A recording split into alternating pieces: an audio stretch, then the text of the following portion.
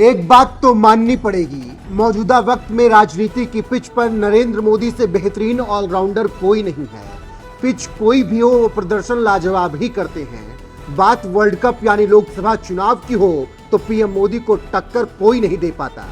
2014-2019 इस बात की गवाही देते हैं कि 2024 भी मोदी से जीत पाना विपक्ष के लिए आसान नहीं है, क्योंकि लोकसभा चुनाव 2024 से पहले मोदी ने ऐसा दांव चला है कि विपक्ष भी उनके समर्थन में आ गया है। कांग्रेस, आप, शिवसेना, उद्धव गुट, बसपा सब के सब कुछ नियम और शर्तों के साथ पीएम मोदी के साथ खड़े हो रहे हैं और इशारों ही इशारों में बता रहे हैं कि मोदी बॉस ग्रेट हैं।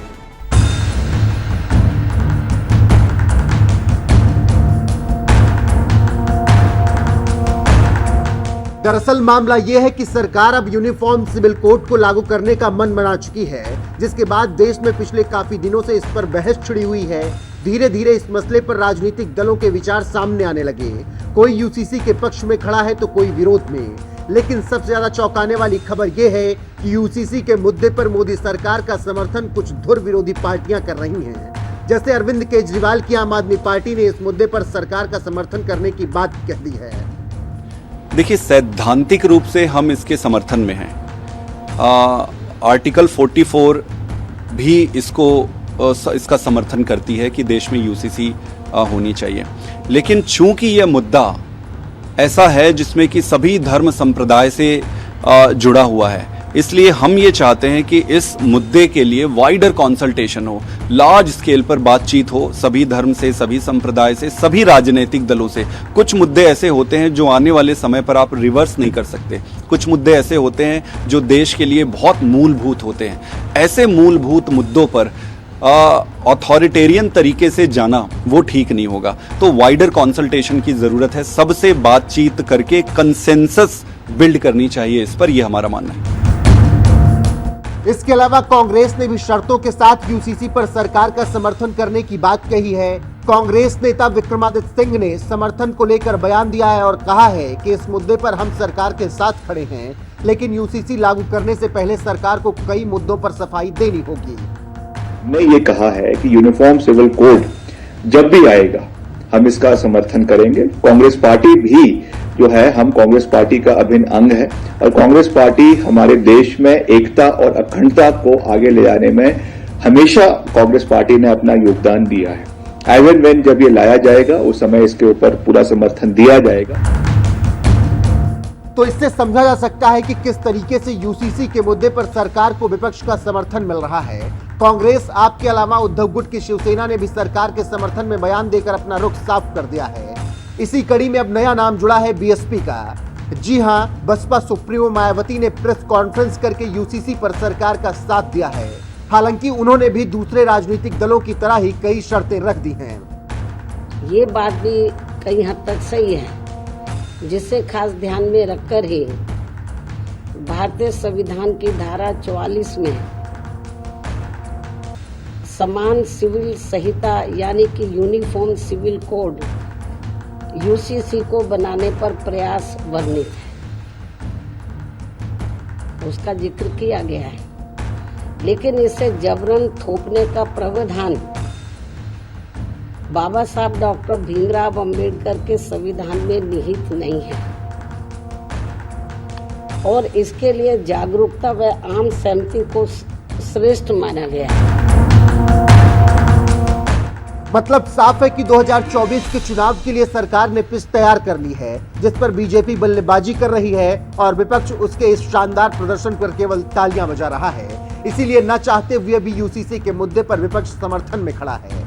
बता दें कि यूसीसी एक ऐसा प्रावधान है जिससे पूरे भारत में विवाह से लेकर तलाक, संपत्ति के अधिकार, उत्तराधिकारी और यहां तक कि गोद लेने के निर्णय भी सामान हो जाएंगे।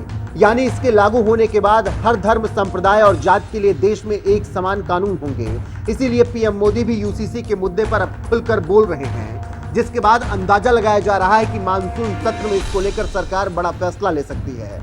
फिलहाल सुनिए पीएम मोदी ने यूसीसी के मुद्दे पर क्या कुछ कहा है और जिस तरीके से विपक्ष लगातार यूसीसी के मुद्दे पर मोदी सरकार के साथ खड़ा है, उसको लेकर आपका क्या कुछ कहना है, कमेंट में अपनी राय हमें जरूर बताएं। हमें थोड़ा अध्ययन करना चाहिए। मुझे लगता है कि जो भी 3 तलाक के पक्ष में बातें करते हैं,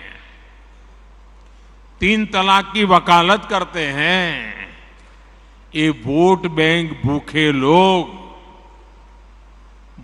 मुस्लिम बेटियों के साथ बहुत बड़ा अन्याय कर रहे हैं।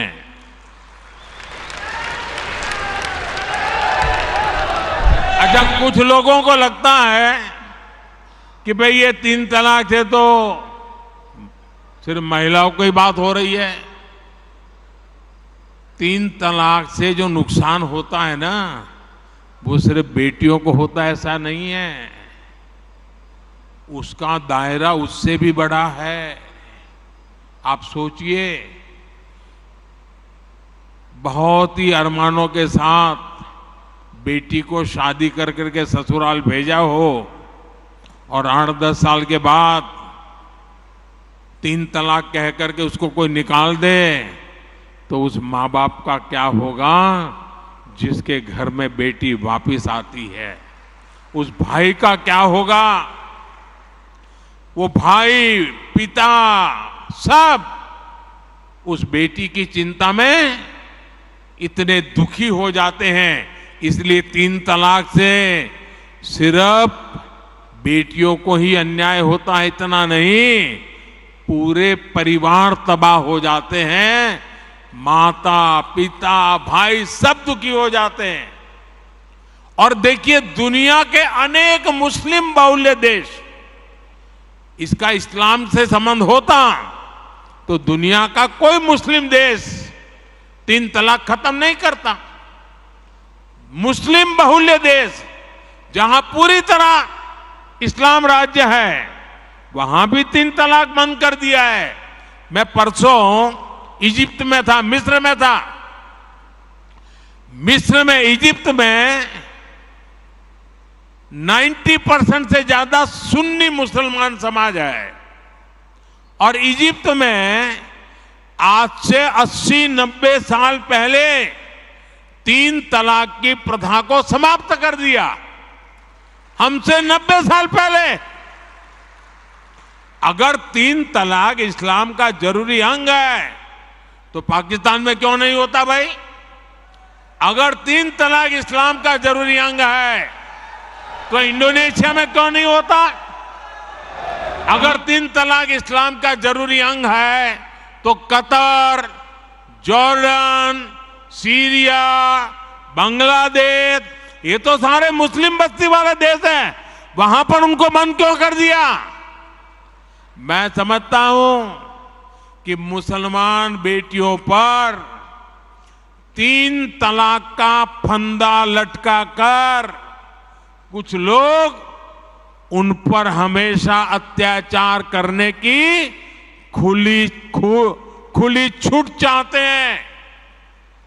यही लोग 3 तलाक का समर्थन भी करते हैं और मैं जानता हूं कि इसलिए ही मेरी मुस्लिम बहनें, बेटियां, मैं जब भी जहां जाता हूं वो भाजपा के साथ खड़ी रहती है, मोदी के साथ खड़ी रहती है। साथियों, भारत के मुसलमान भाई बहनों को भी ये समझना होगा कि कौन से राजनीतिक दल उन्हें भड़का करके उनका फायदा लेने के लिए उनको बर्बाद कर रहे हैं। आजकल हम देख रहे हैं कि यूनिफॉर्म सिविल कोड के नाम पर ऐसे लोगों को भड़काने का काम हो रहा है। आप मुझे बताइए, एक घर में परिवार के एक सदस्य के लिए एक कानून हो, परिवार के दूसरे सदस्य के लिए दूसरा कानून हो, तो क्या वो घर चल पाएगा? क्या कभी भी चल पाएगा क्या? फिर ऐसी दोहरी व्यवस्था से देश कैसे चल पाएगा? हमें याद रखना है कि भारत के संविधान में भी नागरिकों के समान अधिकार की बात कही गई है।